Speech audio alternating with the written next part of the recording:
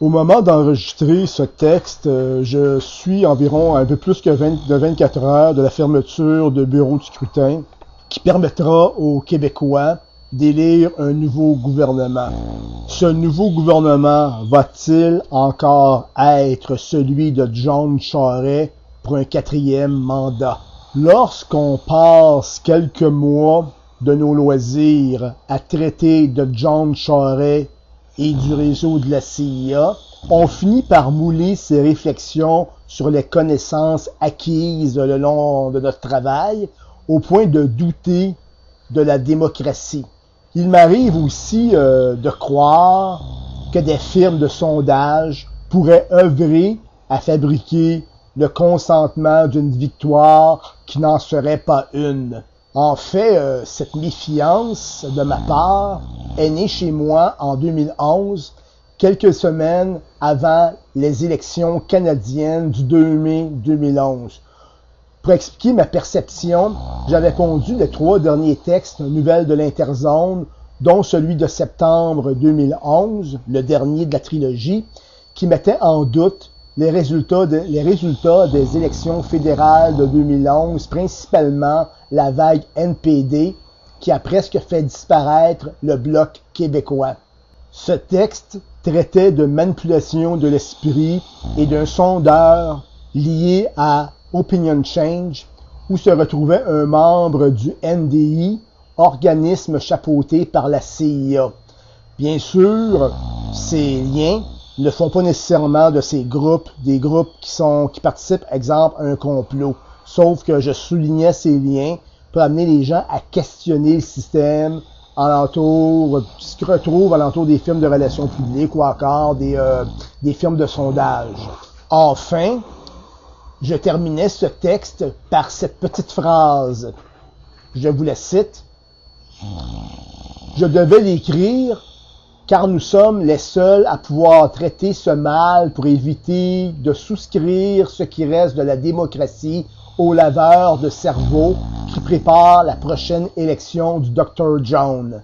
Bon, le Dr. John, c'est John Charest. Quand on parle de la prochaine élection, c'est celle qu'on va vivre le 4 septembre dans moins de 24 heures.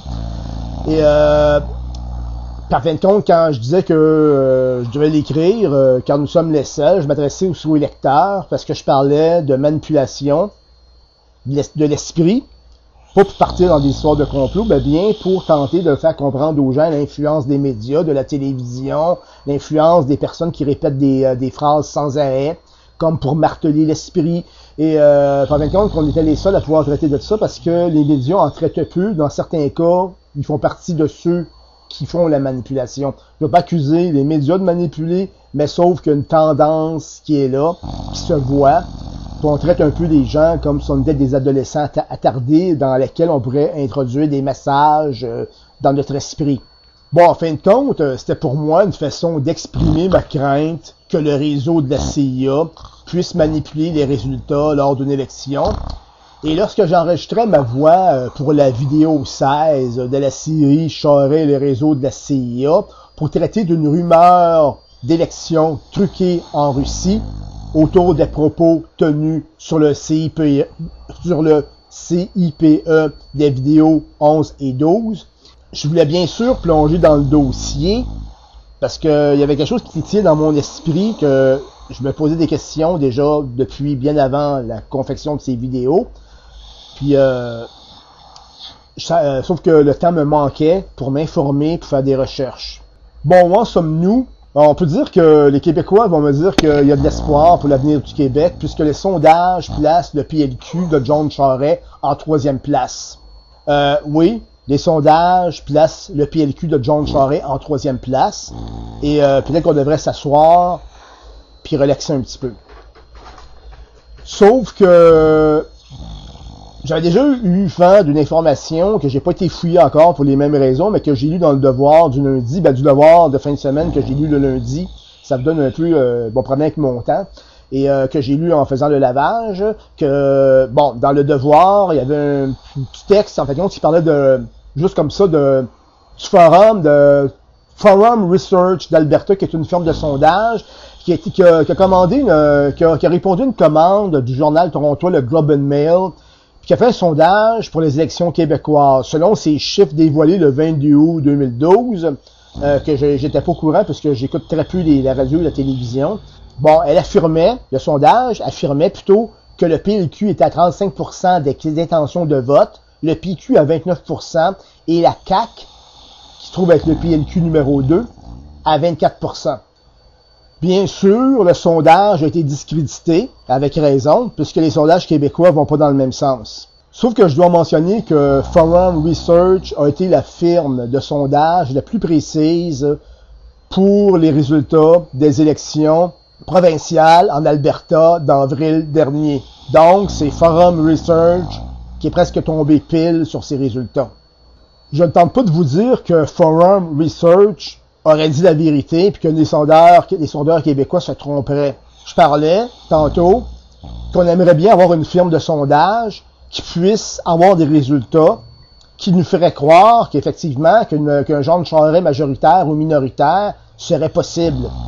Une firme de sondage qu'on pourrait noter, qu'on pourrait présenter comme celle qui a prédit la vérité pour nous faire gober des résultats. Donc, je ne vais pas arriver jusqu'à dire que mercredi matin, le 5, on va parler de Forum Research. Sauf qu'est-ce que moi je me questionne. Premièrement, j'ai tenté d'avoir les membres de Forum Research, le conseil d'administration. Ma recherche a été vaine, mais j'ai pas passé une semaine là-dessus. J'ai passé à peine 1 heure. Et je dois aussi mentionner que le comportement de John Charest me laisse la vive impression qu'il vit en fonction des sondages de Forum Research et du Globe and Mail, qui laisse entrevoir que John Charest serait confiant de gagner les élections parce que Forum Research lui a dit qu'il gagnerait les élections. Peu importe les résultats, on citera la performance d'une firme de sondage. Cette firme sera-t-elle albertaine? Bon, moi, mon sondage personnel, puis j'ai pas fait de téléphone pour ça, je me questionne juste moi-même, puis j'observe aussi ce qui se passe alentour de moi, c'est qu'un autre mandat du PLQ sera fatal pour le Québec en mettant fin définitivement à un accès à la souveraineté et placera la belle province définitivement sous le contrôle du réseau de la CIA. Ça revient à dire que quand on est porteur d'eau un jour, puis que des gens nous proposent d'arrêter de porter de l'eau, bon, on a le choix. On arrête ou on continue. Ben à ce moment-là, si on continue, on va le rester pour toujours. Ça va se décider le 4 septembre.